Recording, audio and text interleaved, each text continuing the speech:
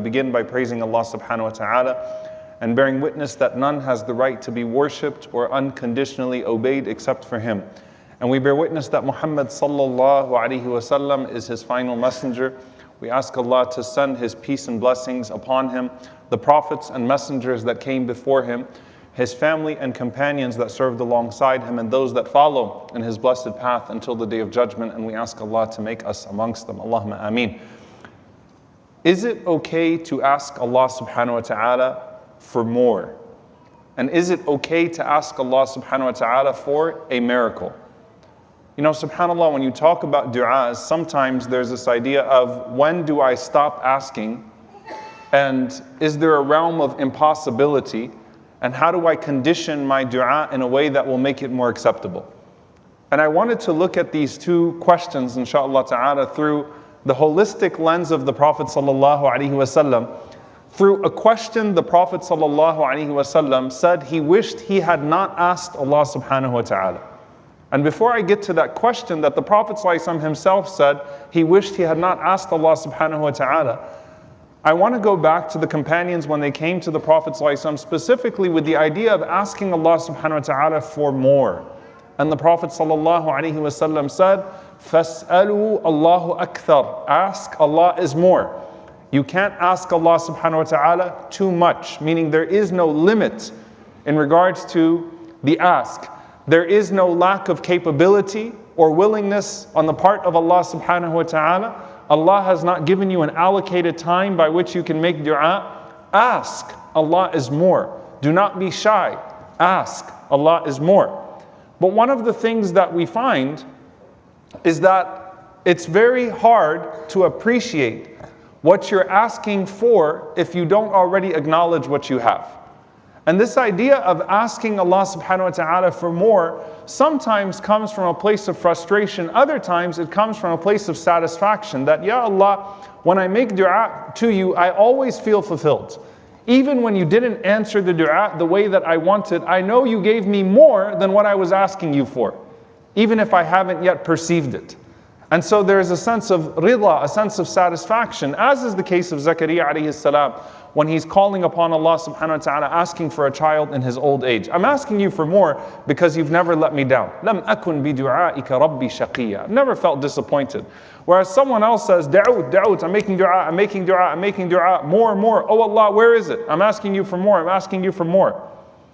And subhanAllah, on this note, there is one specific way that some people will ask Allah for more. They will say, oh Allah, if you give me more, then I'll quit this sin. I'll stop doing this haram.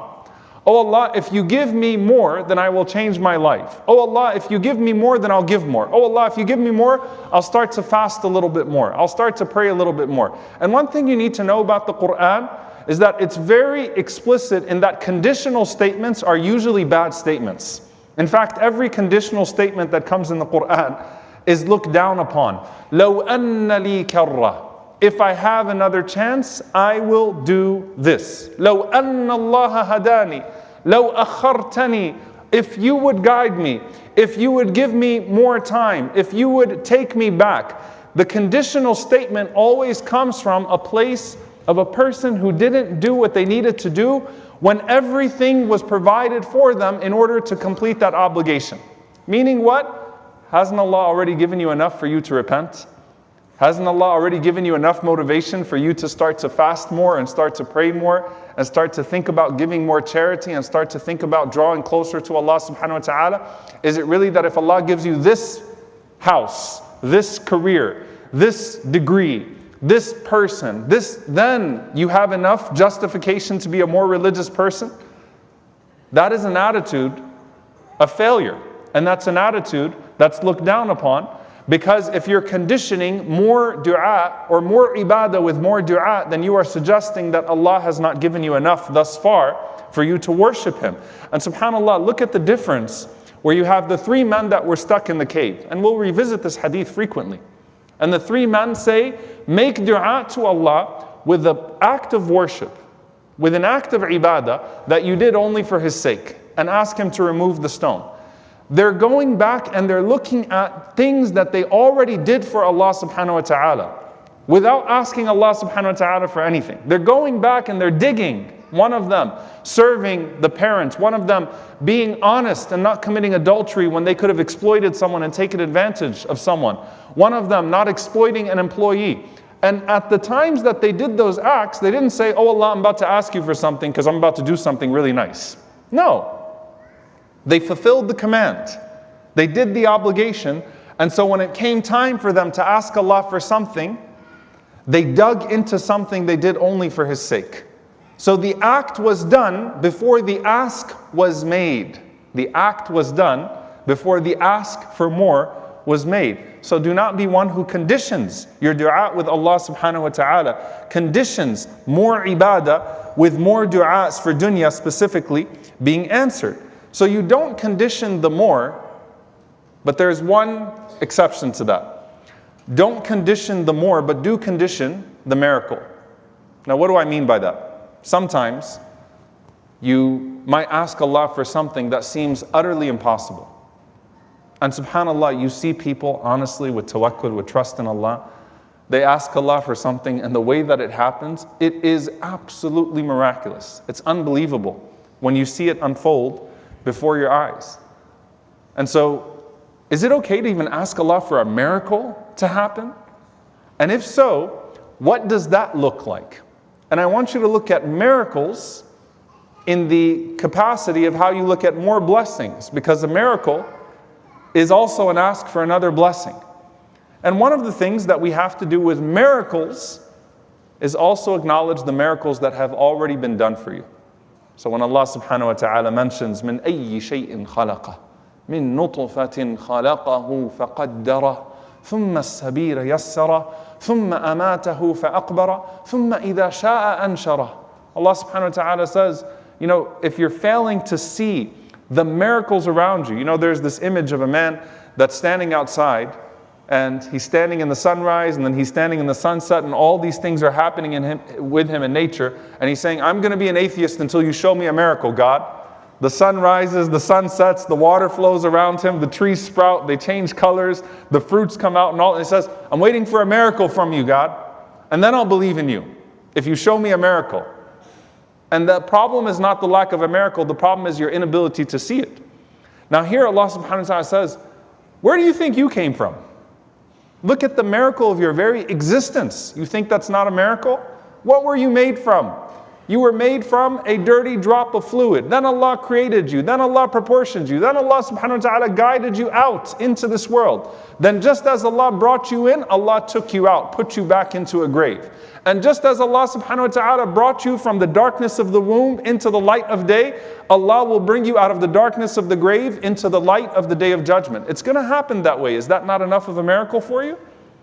Then Allah subhanahu wa ta'ala says, فَلْيَنظُرِ الْإِنسَانُ إِلَىٰ طَعَامِهِ. Look at the way that you have your food. Now I want you to think about this. If you've never seen the way that food grows, you've never seen crops grow in your life. Imagine being a person that grew up in a room and food was always served to you and you've never seen the process by which food comes to existence. And then someone took you 30, 40 years later and said, let me show you how this works, and showed you rain coming from the sky and then landing on particular parts of the land and all of the conditions of fertile soil, and then the way that the tree sprouted, and then the way that the branches came out, and then the way that the crops came out, and then the way that that was picked and curated and then turned into food that's edible. You would say, whoa, what a miracle. That's impossible. How did that happen? How did that even happen? And Allah subhanahu wa ta'ala says, فَلْيَنظُرِ الْإِنسَانُ إِلَىٰ طَعَامِ. You can't see the process of your birth. فَلْيَنظُرِ الْإِنسَانُ إِلَىٰ طَعَامِ. Look at your food. أَنَّا صَبَبْنَا الْمَاءَ صَبًّا. You looked up and you were a dirty drop of fluid. There are drops of fluid coming from the sky. أَنَّا صَبَبْنَا الْمَاءَ صَبًّا. Rain falls upon you in abundance and comes from Allah subhanahu wa ta'ala. ثُمَّ شَقَقْنَا الْأَرْضَ شَقًّا. And then we make the land just right. The right cracks, the right parts for the water to get through and to be absorbed by the soil. فأنبتنا فيها حبا وعنبا وقضبا وزيتونا ونخلا وحدائق غلبا. Out of that rain that went into that ground comes out what? All sorts of things. Clusters of grapes, olives, all types of vegetables and fruits, all types of trees and gardens, all of this in abundance. And you don't think that's enough of a miracle? You're not paying attention to the miracles that already exist. And you're saying, show me a miracle? So then, just like when you ask Allah for more blessings, why are you asking Allah for a miracle? What's the motivation behind your asking Allah for a miracle? Now, on a very personal level, someone might be saying, show me a miracle and I'll believe, and that person would be a fool because Allah has shown you so many miracles for you to believe. You don't need any more miracles for you to believe, just as you don't need any more blessings for you to obey. Allah has given you enough at that point. But when the prophets asked for miracles, we said don't condition the ask for more. When the prophets asked for miracles, they asked for miracles so they could do more for Allah subhanahu wa ta'ala. They asked for miracles with a very specific purpose in mind, not because it would be really cool to have something. Now look at the Prophet sallallahu alaihi wasallam. Interesting narration. It's a hadith in al-Tabarani, it's authentic. And Ibn Abbas radiyallahu ta'ala anhuma, he says, قال رسول الله صلى الله عليه وسلم سألت ربي مسألة وددت أني لم أسأله. I asked my Lord for something and I wished I hadn't asked him for it. قلت يا رب, I said, oh my Lord, قد كانت قبلي رسل منهم من سخرت له الرياح ومنهم من كان يحيي الموتى. Oh my Lord, prophets came before me. For them you have caused the wind and the seas to be subordinated. And some of them you allowed to raise the dead and bring them back to life. Rasulullah ﷺ is saying, Ya Allah, these miracles that existed for the prophets and the messengers before. And Allah subhanahu wa ta'ala responds to Rasulullah sallallahu alayhi wasallam.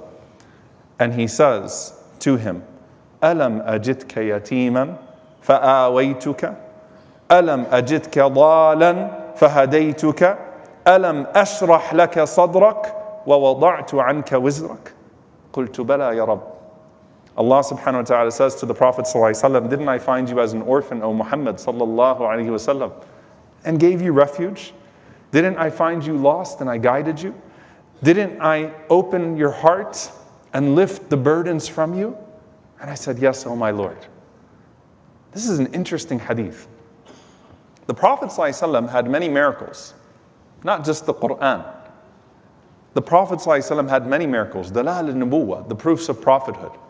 And Rasulullah ﷺ did not want these miracles as a sign of Allah's love for him, as a sign of validation, because he already knew he was khayru khalqillah wa ahabbu khalqillah. He is the best of Allah's creation and the most beloved of Allah's creation. Rasulullah ﷺ wanted to deliver the message to his people. He wanted miracles that could most effectively deliver the message to his people. And the Prophet ﷺ was responding to these questions with the high interest of them embracing the message, having a higher probability of them embracing the message. And Allah pointed to the miracles He has done for the Prophet ﷺ. And subhanAllah, look at this. It's actually quite amazing. You know, some, even Islamophobes, they'd come forth and they say, what is the miracles of Muhammad sallallahu alaihi wasallam? And you say, the Quran, and you point to these other miracles. And here's something amazing. The Prophet ﷺ was the most successful of all of the prophets of God in his lifetime and the most successful of all of the prophets of God after him. Meaning more people were convinced in his miracle during his life, sallallahu alaihi wasallam, and more people have been convinced with his miracle after he passed away sallallahu alaihi wasallam than any one of the anbiya, any one of the prophets of Allah. May Allah send His peace and blessings upon them all. What does that show you? Ya Muhammad sallallahu alaihi wasallam, the miracle has come, and it will achieve even more than what those things could achieve. And just as those miracles have been shown to you in the past, they will continue to be bestowed upon you so long as your heart is right. And just as those blessings were bestowed upon you in the past, they will continue to come to you, Ya Muhammad sallallahu alaihi wasallam, until Allah subhanahu wa ta'ala fulfills the mission through you. And so if the purpose of the miracle is to achieve the goal, your goal has been achieved, sallallahu alaihi wasallam. And so what does this mean for us?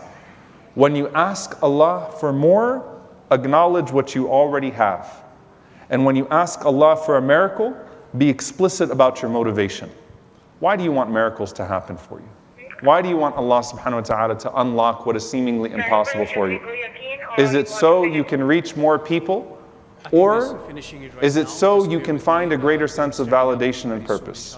Because if it is the latter, Allah subhanahu wa ta'ala has already given us enough. We ask Allah subhanahu wa ta'ala to bless us with the proportion of this dunya that is blessed and satisfying and fulfilling, and that directs our longing to Him for the greater portion of the hereafter. And we ask Allah subhanahu wa ta'ala to grant us the greatest rank of the hereafter, Jannatul Firdaus, in the companionship of our Messenger Muhammad sallallahu alaihi wasallam, and to show us in Jannah what we could not perceive in this world, and to motivate us in this world towards that Jannah in a way that others would not be able to perceive. We ask Allah subhanahu wa ta'ala for His forgiveness for our shortcomings, and we ask Allah subhanahu wa ta'ala to inspire in us that longing for His pleasure and His paradise. Allahumma ameen. أقول قولي هذا وأستغفر الله لي ولكم ولسائر المسلمين فاستغفروا إنه هو الغفور الرحيم.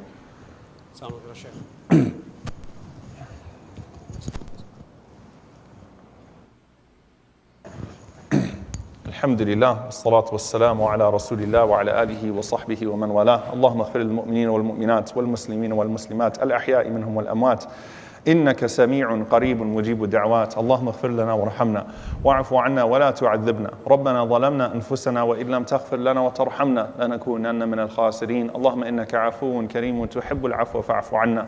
اللهم اغفر لوالدينا رب ارحمهما كما ربونا صغارا. ربنا هب لنا من أزواجنا وذرياتنا قرة أعين واجعلنا للمتقين إماما. اللهم انصر إخواننا المستضعفين في مشارق الأرض ومغاربها. اللهم اعز الإسلام والمسلمين وأذل الشرك والكاذبين ودمر أعداء الدين. اللهم أهلك الظالمين بالظالمين وأخرجنا وإخواننا من بينهم سالمين. عباد الله إن الله يأمر بالعدل والإحسان وإيتاء ذي القربى وينهى عن الفحشاء والمنكر والبغي يعظكم لعلكم تذكرون. فاذكروا الله يذكركم واشكروه على النعماء يزد لكم ولذكر الله أكبر والله يعلم ما تصنعون. وأقيم الصلاة.